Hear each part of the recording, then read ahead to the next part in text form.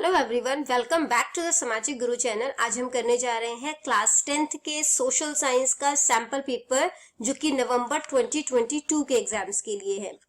तो सबसे पहले हम लोग देख लेते कि आपका पेपर जो है वो कितने मार्क्स का है। ये 40 मार्क्स का है और टाइमिंग आपको 1.5 आवर्स यानी कि 1.5 घंटे की दी जाएगी। ठीक है, पार्ट ए जो है इसमें 8 क्वेश्चंस आपसे पूछे गए हैं, 2 मार्क्स के क्वेश्चन है, तो टोटल 16 मार्क्स का पार्ट ए है। ठीक है, which fertiliser is made from the rotting of leaves, यानी कि कौन सी फर्टिलाइजर जो है यानी कौन सा खाद जो है वो पत्तों के सड़ने गलने से बनता है। तो उसको हम ग्रीन मैन्योर भी कह सकते हैं या ऑर्गेनिक मैन्योर यानी कि जैविक खाद भी बोल सकते हैं। नेक्स्ट क्वेश्चन है, name the ship that is manufactured by Japan. उस शिप का नाम बताओ जो कि जापान जो है वो मैन्युफैक्चर करता है and use to search for oil in the ocean, और इसका इस्तेमाल जो है वो समुद्र में तेल की खोज के लिए जो है वो किया जाता है। ठीक है, तो इस शिप का नाम है Sagar Samrat. Due to which revolution there was a sharp increase in crop production after 1967-68, यानी कि 1967 से 68 के बाद किस क्रांति के कारण जो है वो फसल उत्पादन में काफी ज्यादा वृद्धि हुई, तो वो है ग्रीन रिवॉल्यूशन। ठीक है, नेक्स्ट क्वेश्चन है, right any one land reform. तो यानी कि किसी एक जो है वो भूमि सुधार के बारे में जो है वो आपने लिखना है। तो इम्प्रूवमेंट इन फार्मिंग प्रैक्टिसेस, जो फार्मिंग की जो प्रैक्टिसेस थे, ठीक है, उसमें सुधार आया, या फिर आप दूसरा पॉइंट जो है वो लिख सकते हो, किसी एक कोई एक लिखना है आपने। ठीक है, दोनों नहीं लिखना, मैंने आपको 2 पॉइंट्स दिए यहाँ पर। या तो जमींदारी जो सिस्टम थी उसका एबोल्यूशन यानी कि उसका खात्मा जो है वो हो गया था। ठीक है, नेक्स्ट है, name the leader of the Kanhaiya mission who played an important role in the early life of Maharaja Ranjit Singh, यानी कि महाराजा रंजीत सिंह के जो अर्ली लाइफ था यानी कि जो उनका प्रारंभिक जीवन था उनमें महत्वपूर्ण भूमिका निभाने वाले कन्हैया मिशल के नेता का नाम जो है वो आपने बताना है। तो उनका नाम है महारानी सदा कौर। ठीक है, नेक्स्ट है, after which victory Maharaja Ranjit Singh received the services of Akali Phula Singh, यानी कि किस जीत के बाद महाराजा रंजीत सिंह ने अकाली फूला सिंह की सेवाएं जो है वो प्राप्त की थी। तो ये कब हुआ था? अमृतसर की विजय के बाद, यानी कि द कॉन्क्वेस्ट ऑफ अमृतसर, जब उन्होंने अमृतसर को जीत लिया था। नेक्स्ट क्वेश्चन है, name the court that have been set up to give quick justice to the poor, exploited और downtrodden are called upon, यानी कि उस अदालत का नाम आपने बताना है जिसे गरीबों, शोषितों या दलितों को जल्दी से जल्दी न्याय जो है वो मिल सके उसके लिए स्थापित किया गया है। तो इस अदालत का नाम है लोक अदालत। नेक्स्ट क्वेश्चन है हमारा, विच political party came into existence in 1985 under the leadership of A.O. Hume, यानी कि A.O. ह्यूम के नेतृत्व में 1985 में कौन सा राजनीतिक दल जो है वो अस्तित्व में आया था? तो इस दल का नाम था इंडियन नेशनल कांग्रेस। ठीक है, नेक्स्ट आ जाता है हमारा ज्योग्राफी पार्ट। तो ये जो ज्योग्राफी पार्ट है आपका, ये आपका टोटल जो है वो 7 मार्क का है। ठीक है, सबसे पहला क्वेश्चन है इसमें, what are the 2 main features of green revolution. हरित क्रांति के 2 मेन फीचर्स जो है यानी कि उसके जो है वो 2 मुख्य विशेषताएं आपने बतानी है। The new technique were use for more production, नई तरीके की जो है वो तकनीक का इस्तेमाल किया गया ताकि ज्यादा से ज्यादा जो है वो उत्पादन किया जा सके। Production was increase by using better quality seed and chemical fertiliser, तो प्रोडक्शन किस तरीके से इंक्रीज किया गया? अच्छी गुणवत्ता वाले बीजों को लेकर, ठीक है, और केमिकल फर्टिलाइजर्स को लेकर जो है वो आप कह सकते हैं प्रोडक्शन जो है वो बढ़ाया गया। 2 नंबर का क्वेश्चन है, 2 पॉइंट इनफ होगा। ठीक है, नेक्स्ट है, describe the importance of wind energy in India. तो इंडिया में जो है वो विंड एनर्जी यानी कि जो पवन ऊर्जा है उसका जो है वो आपने महत्व बताना है। Wind energy is very helpful in providing irrigation facilities in the rural area. ठीक है, तो जो रूरल एरियाज है यानी कि जो ग्रामीण क्षेत्र है वहां पे सिंचाई की सुविधा प्रदान करने में जो है वो ये जो विंड एनर्जी है, पवन ऊर्जा है, बहुत ही ज्यादा सहायक है, हेल्पफुल है। It is estimated that wind is used for producing 2000 megawatt of electricity. ठीक है, तो मतलब कि ऐसा अनुमान लगाया जाता है कि 2000 मेगावाट तक की बिजली को के लिए पवन का जो है यानी कि जो कह सकते हैं जो विंड एनर्जी है उसका इस्तेमाल जो है वो किया जाता है। Windmill centers are working at many places and electricity produced by these centers is added into the grid system. यानी कि जो विंडमिल सेंटर है वो कई जगहों पर जो है ये काम कर रही है, और इन जगहों पे जो है जो मतलब यहाँ पे जो बिजली जो उत्पादित होती है वो ग्रिड सिस्टम में जो है वो जोड़ दी जाती है। नेक्स्ट क्वेश्चन जो है वो मैप में आपने जो है ये 4 पॉइंट जो है वो दिए गए हैं, ये आपने शो करना है। ये 2 मार्क का क्वेश्चन है, ठीक। तो सबसे पहले हम लोग देख लेते हैं कि शुगर केन जो है वो कहाँ पर मिलता है। तो शुगर केन जो है वो आपको पंजाब, हरियाणा, उत्तर प्रदेश, ये इन जगह पर शुगर केन जो है वो आप पॉइंट आउट कर सकते हो। दूसरा, यहाँ पे कॉटन पूछा गया है आपसे, तो कॉटन के लिए आप गुजरात, महाराष्ट्र का एरिया जो है वो आप मार्क कर सकते हो। नेक्स्ट है कोलर गोल्ड माइंस, ठीक है। तो कोलर गोल्ड माइंस जो है वो कर्नाटका में है, ठीक है। जो दुर्ग है ये आपका छत्तीसगढ़ में है, यहाँ पर आयरन ओर मिलता है यानी कि कच्चा लोहा। और मयूरभंज जो कि उड़ीसा में है, यहाँ पर भी आपको आयरन ओर मिलता है। तो आगे बढ़ने से पहले अगर आपको हमारी वीडियोस पसंद आती है, हमारी वीडियोस आपके लिए किसी भी तरीके से हेल्पफुल है, तो चैनल को फटाफट से सब्सक्राइब कर दो, क्योंकि यहाँ पर इस तरीके का हेल्पफुल कंटेंट हमेशा अपलोड होता रहता है। नेक्स्ट आ जाता है हमारा इकोनॉमिक्स पार्ट, जिसमें कि तो क्वेश्चन 12 है, describe 2 main problems of Indian agriculture, यानी कि भारत की कृषि जो है उसकी जो 2 प्रमुख समस्याएं हैं उनके बारे में जो है वो आपने बताना है, ठीक है। 1 नंबर का क्वेश्चन है, तो heavy pressure of population on agriculture is one of the principal cause of backwardness of Indian agriculture, यानी कि जो कृषि पर जनसंख्या का जो दबाव है वो भारतीय कृषि के पिछड़ेपन का एक मुख्य कारण है। नेक्स्ट पॉइंट है, Indian agriculture depends largely on rain water, यानी कि जो भारत की जो कृषि है वो काफी हद तक बारिश के ऊपर डिपेंड होती है। Due to uncertainty of rainfall and lack of irrigation facilities, agriculture production also become uncertain, ठीक है। यानी कि बारिश जो है वो सर्टेन है नहीं, उसकी निश्चितता तो है नहीं, ठीक है, यानी कि हम कह सकते हैं वो अनिश्चित है। और इसके अलावा जो सिंचाई की सुविधाओं की कमी के कारण जो उत्पादन है, यानी कि जो एग्रीकल्चर प्रोडक्ट होगा, ठीक है, वो भी जो है वो अनिश्चित हो जाता है। नेक्स्ट क्वेश्चन है हमारा, describe the importance of agriculture in Indian economy, यानी कि भारतीय अर्थव्यवस्था में कृषि का महत्व जो है वो आपने बताना है। 2 नंबर का क्वेश्चन है। सबसे पहला पॉइंट है इसका, about 40% of national income of India comes from primary sector like agriculture and forestry. तो नेशनल इनकम का 40% हिस्सा जो है वो प्राइमरी सेक्टर से आता है, जो इसमें कि एग्रीकल्चर और फॉरेस्ट्री है, ठीक है। तो प्राइमरी सेक्टर क्या होता है बच्चों, जहाँ पे खेती बाड़ी से रिलेटेड या जमीन से रिलेटेड जो भी चीजें होगा वो सब प्राइमरी सेक्टर का पार्ट है, ठीक है। नेक्स्ट है, agriculture provides food to population and fodder to livestocks in India. तो ये जो मतलब कि भारत में जो कृषि है वो जनसंख्या को भोजन देती है और पशुओं को चारा देती है। In Indian economy, the maximum employment opportunities are available in the agriculture sector. तो भारतीय अर्थव्यवस्था में रोजगार के जो सबसे ज्यादा जो मौके हैं वो कहाँ पर मिलते हैं, एग्रीकल्चर सेक्टर में। Industries gets raw material like cotton, jute, sugarcane, oil seeds, rubber, food grains, etc. from agriculture sector. तो जो इंडस्ट्रीज है उनको उनका कच्चा माल जो है, ठीक है, वो जैसे कि कॉटन हो गया, जूट हो गया, कॉटन लेंगे एग्रीकल्चर से तभी वो उसके कपड़े बना पाएंगे, है ना। तो जो रॉ मटेरियल है वो एग्रीकल्चर जो है वो उन्हें प्रोवाइड करता है, ठीक है। नेक्स्ट क्वेश्चन है, how has green revolution helped in solving the Indian food problem, ठीक है, यानी कि भारत की जो खाद्य समस्या है उसको हल करने में हरित क्रांति ने किस प्रकार जो है वो मदद की है।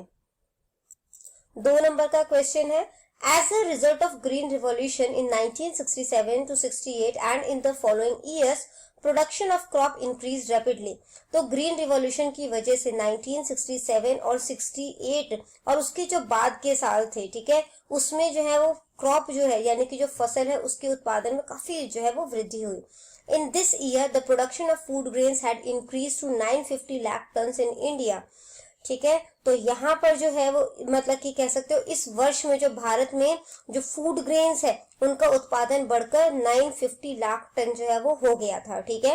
And in Punjab the food grains production has increase to 119 lakh ton, और पंजाब में जो फूड ग्रेन्स है उसका उत्पादन बढ़कर 119 लाख टन जो है वो हो गया था, ठीक है।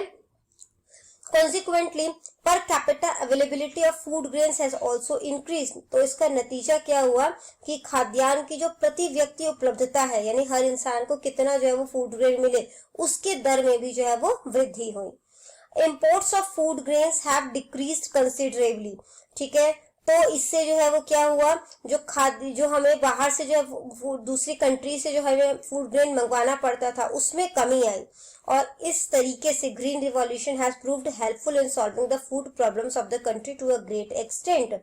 तो इस प्रकार हरित क्रांति जो है यानी कि जो ग्रीन रिवॉल्यूशन है वो यहाँ पे जो मतलब कि कह सकते जो फूड प्रॉब्लम है उसको काफी हद तक मतलब कि इस प्रॉब्लम को हल करने में जो है वो सहायक सिद्ध हुई है। ठीक है, नेक्स्ट आ जाता है हमारा हिस्ट्री पार्ट।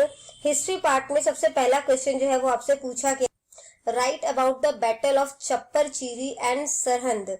ठीक है, तो आपने जो है वो ये चप्पर चीरी और सरहंद के युद्ध के बारे में जो है वो आपने बताना है। ठीक है, 2 नंबर का क्वेश्चन है, A fierce battle took place between the two armies on May 22, 1710 AD at Chapparchiri, 16 kilometre to the east of Sirhind। यानी कि 22 मई 1710 ईस्वी को सिरहिंद के पूर्व में 16 किलोमीटर दूर छप्परचीरी में दोनों सेनाओं के बीच जो है वो भीषण युद्ध हो गया। ठीक है, to demoralize the Sikh soldier, the nephew of सुच्चानंद along with his soldier also fled from the battlefield।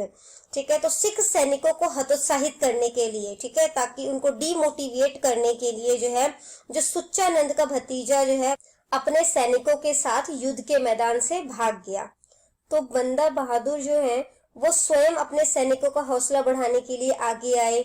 ठीक है, the Sikh attack the enemy with courage. सिखों ने जो है साहस के साथ जो है वो दुश्मन पर हमला किया। फतेह सिंह किल्ड वजीर खान। फतेह सिंह ने वजीर खान को मार डाला। तो confusion prevailed amongst the soldier of the enemy. तो दुश्मनों के सैनिकों में भ्रम की स्थिति जो है वो पैदा हो गई। 24 मई 1710 ईस्वी को छप्परचीरी की विजय के बाद बंदा बहादुर ने सरहंद के दुर्ग पर जो है वो आक्रमण कर दिया। ठीक है, जिसका रिजल्ट क्या हुआ कि 500 सिख जो है वो मारे गए। But the six became successful in capturing Sirhind.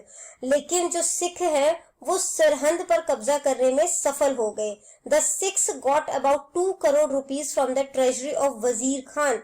तो यहाँ पर जो है वजीर खान के खजाने से सिखों को लगभग 2 करोड़ रुपए मिले।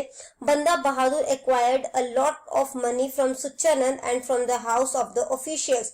बंदा बहादुर ने सुच्चानंद और अधिकारियों के घरों से बहुत जो है वो पैसा जो है वो कह सकते हो कि वहां से हासिल किया। ठीक है, नेक्स्ट क्वेश्चन है, write about Ranjit Singh childhood. Ranjit Singh के बचपन के बारे में जो है बताना है। 3 नंबर का क्वेश्चन है ये। Ranjit Singh was the only son of his parents. तो रंजीत सिंह जो है वो अपने माता पिता की इकलौती संतान थी। इन his childhood he was brought up with great care. बचपन में उनका पालन पोषण जो है वो बड़े लाड प्यार से हुआ। When he was 5 years old, he was sent for receiving education to the Dharamshala of भागू सिंह at गुजरनवाला। ठीक है, तो यहाँ पे ये क्या कह रहे हैं कि जब वो 5 साल के थे तब उन्हें गुजरावाला में भाई भागू सिंह की धर्मशाला में शिक्षा प्राप्त करने के लिए भेजा गया। But he showed no interest in studies. लेकिन उनका पढ़ाई में कोई भी इंटरेस्ट नहीं था, उन्होंने कोई इंटरेस्ट नहीं दिखाया। He therefore remained unlettered throughout his life. तो इसलिए जीवन भर वो अनपढ़ ही रहे। Thus most of his time was spent in. तो उनका ज्यादातर समय जो है वो शिकार में या दूसरे जो मतलब कि मनोरंजन जो है वो किया करते थे उसमें बीता। In his childhood he had become a good sportsman as well as a good horseman. तो बचपन में ही वे एक अच्छे जो है वो तलवारबाज होने के साथ साथ एक अच्छा जो है वो घुड़सवार भी बन गए थे। He had been the victim of smallpox in his childhood. वे बचपन में उनको चेचक हो गया था। ठीक है, thus due to this terrible disease he lost his left eye। इस बीमारी की वजह से जो है वो उनकी लेफ्ट आंख की रोशनी जो है वो भी चली गई थी। नेक्स्ट सोर्स बेस्ड क्वेश्चन है, 3 नंबर का क्वेश्चन है। 3 क्वेश्चन जो है वो आपसे पूछे गए हैं, आंसर आपको इसी पैराग्राफ में जो है वो मिल जाएंगे। पहला क्वेश्चन है, हु वॉज नवाब कपूर सिंह। नवाब कपूर सिंह जो है वो कौन थे। तो Nawab Kapur Singh was the founder of Fazilpuria Misl. तो नवाब कपूर सिंह जी जो हैं वो फैजलपुरिया मिसल के संस्थापक थे। ठीक है, देखो आंसर जो है वो आपको पैराग्राफ में एज इट इज मिल जाएगा। ठीक है, नेक्स्ट क्वेश्चन है, what were the major areas of the Fazilpuria Misl. यानी कि फैजलपुरिया मिसल के प्रमुख क्षेत्र कौन से थे।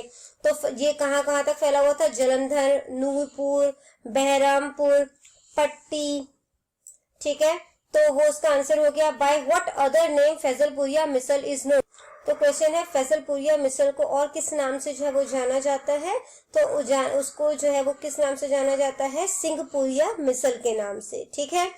तो हम आगे चलते हैं, अब आगे है civics part.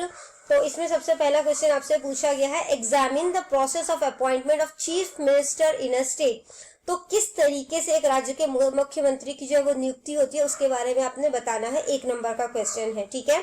The chief minister is appointed by the governor of the state who is either a leader of a majority party और commands a majority in the legislative assembly, तो मुख्यमंत्री की जो नियुक्ति होती है वो राज्य के गवर्नर द्वारा की जाती है, ठीक है। तो ये जो मतलब कि आप कह सकते हो जो पर्सन होता है या तो एक बहुसंख्यक पार्टी का नेता होता है, ठीक है, यानी कि जिस पार्टी को सबसे ज्यादा वोट मिला है उसका नेता होगा। नेक्स्ट क्वेश्चन है, what do you understand by the term लोक अदालत, आप लोक अदालत शब्द से क्या समझते हो।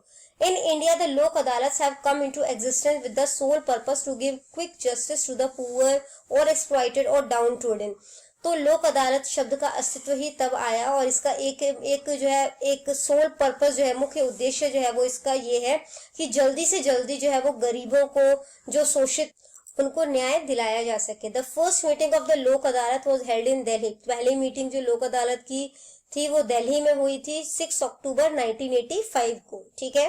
नेक्स्ट क्वेश्चन है, right a note on any one national party of India, Bharat की किसी एक राष्ट्रीय पार्टी पर जो है वो आपने एक नोट लिखना है। The Indian national Congress was formed on December 28, 1885, तो भारतीय राष्ट्रीय कांग्रेस जो है उसका गठन जो है वो 28 दिसंबर 1885 को हुआ। During the development of Indian nationalism in India under the patronage of a British officer A.O. Hume and other Indian patriot, जब इंडियन नेशनलिज्म को जो है वो डेवलप किया जा रहा था तो ब्रिटिश ऑफिसर A.O. ह्यूम के नेतृत्व में जो है, ठीक है, जो इंडियन नेशनल कांग्रेस है उसकी स्थापना की गई। Under the leadership of Congress the war of independence was fought, तो के नेतृत्व में जो है वो स्वतंत्रता की जो लड़ाई है वो लड़ी गई और इंडिया जो है वो आखिरकार जीत गई और देश हमारा आजाद हो गया। The party was divided twice in 1968 and 1978, party का विभाजन 2 बारी हुआ, एक बार 1968 में और दूसरी बारी 1978 में। The leadership of the Congress party has always been in the hand of the middle and upper middle class, तो ये जो पार्टी है कांग्रेस पार्टी का नेतृत्व जो है वो हमेशा मध्य और उच्च मध्यम वर्ग के हाथों में रहा है। It has the support of poor and illiterate people, labourers, backward caste, religious minorities and women, इसमें गरीब और अनपढ़ लोगों, मजदूरों, पिछड़े जातियों, धार्मिक अल्पसंख्यकों और महिलाओं का इसे जो है वो समर्थन प्राप्त है इस पार्टी को। Nowadays it's election symbol is the hand, और आज के टाइम में इसका जो चुनाव प्रतीक है वो हाथ है, ठीक है। तो यहाँ पे हमारी वीडियो खत्म हो जाती है। इन केस आपको कोई भी डाउट है तो आप कमेंट सेक्शन में क्वेश्चन कीजिए, आपको रिप्लाई मिल जाएगा। Thank you very much.